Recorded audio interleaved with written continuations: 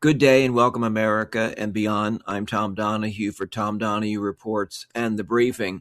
Whoa, document dump galore. Huge. Lots of stuff to, some people like to say unpack. I like to say just uncover or reveal. So let's just start with Trump's reaction. It's a terrible thing. Trump slams files release and rages at Republicans pushing for it. But in these latest Epstein files release, which is compelled by law, the Epstein Transparency Act, Trump's name is mentioned multiple times. And here is one of the quotes from Epstein. It says, "Our president also shares our love of young, nubile girls," and shows a letter that was sent to fellow sex offender and creep Larry Nassar. Now, the DOJ, of course, says, it's a fake. I'm not so sure it's a fake. And I'm sure that signatures, handwriting analysis can authenticate. But whatever the case is, Trump's very terrific guy, and that's what he called him. And Epstein said Trump was his very best friend for more than 10 years. And they were affiliated and associated and socialized for 15 plus years. The new document dump reveals how often Trump flew on Epstein's plane, including trips with Ghislaine Maxwell. So remember I reported many months ago that it was alleged that Trump took 7 or 8 flights to the island. And we're not talking from Manhattan, New York, from mansion to mansion to Mar-a-Lago, West Palm Beach. We're talking about to the island.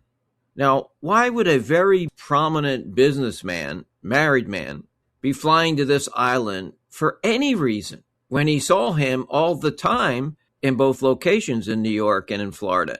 So, and they live so close by in both locales. So it doesn't make any sense. Now, you could say, well, why did Bill Clinton? Well, maybe you can infer from that. But Dershowitz was his lawyer, another nice guy.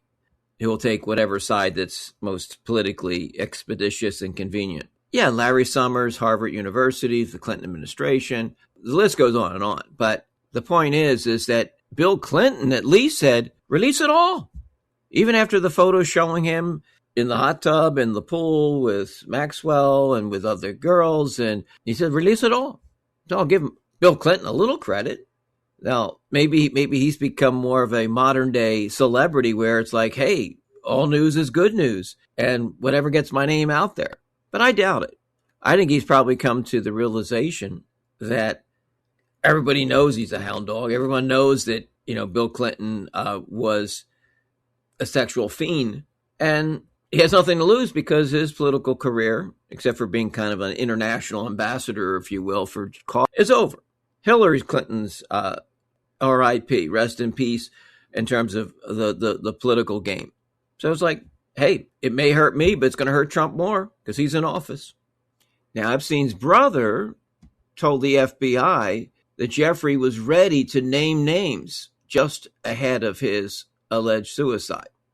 Now, here's one of the most explosive so far in the Epstein files that have been just recently released. It says that one of the victims accused Trump and Epstein of rape before dying by another apparent suicide. The FBI held on to this explosive tip about Trump and Epstein, although unverified, allegations of teen rape. Now, apparently, there was a limousine driver that overheard Trump on his phone talking about this.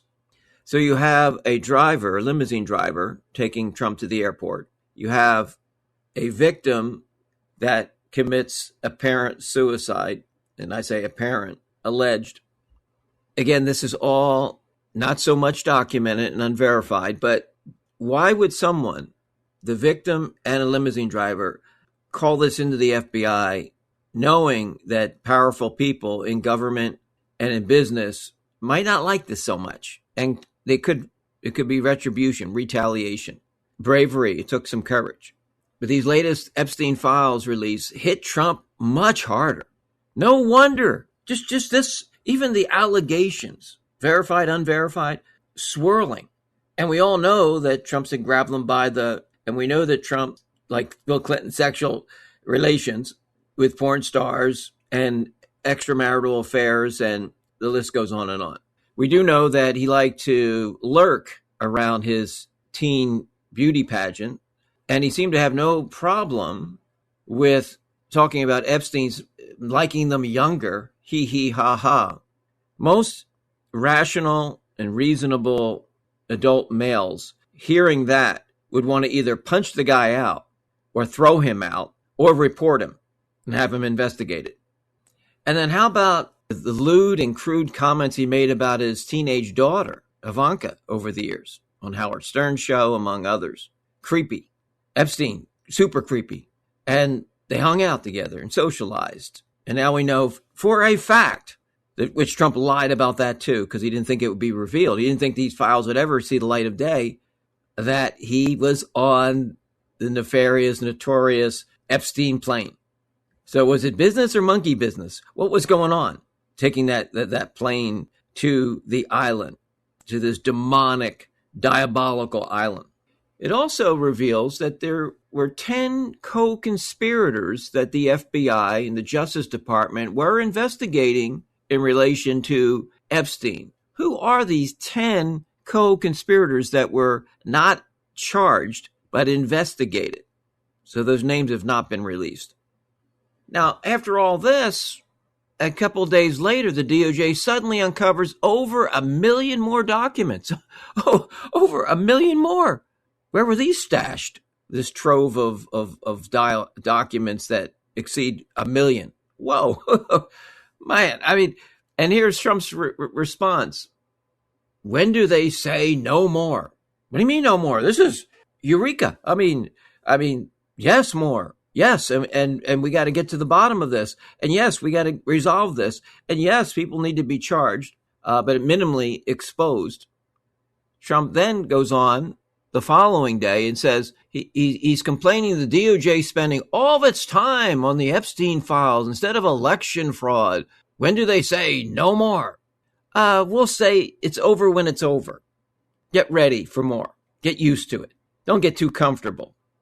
Maybe your hands and your ankles will swell even further. The stress must be really building. But thank God for a few brave men and women in Congress and those survivors and their family members that have pushed so hard, so diligently, so devoted, and succeeded to this level. It's absolutely astonishing. So I just wanted to bring you up to speed. Now, when I do these reports, these briefings, I do know that some of you may already know these things because you guys are one of the smartest broadcast, podcast audiences. So I never talk down to anyone. I never assume that you don't know, because you may know, and you may know more than me. So I'm just trying, to the best of my ability, to share these things that I deem important. And it may be a revelation, or it may be a confirmation of information that you may already have access to and that you have consumed. But nevertheless, I want to get this out there, in particular for those that may not have the time or may not know where to search for some of these things. And then those of you that think you're on your own little islands, quote unquote, not that kind of island, that you feel isolated. And it's great to know that you're not alone and that we're in this together, and that I'm affirming or confirming many of your suspicions as it relates to Trump, as it relates to the Epstein files and its significance. On that note, have a great weekend. Happy New Year upcoming. Hope you had great Christmas holidays, and may God bless you and your family and our country. And the truth must prevail, and justice needs to be rendered. Till we meet again, Tom Donahue Reports in the Briefing.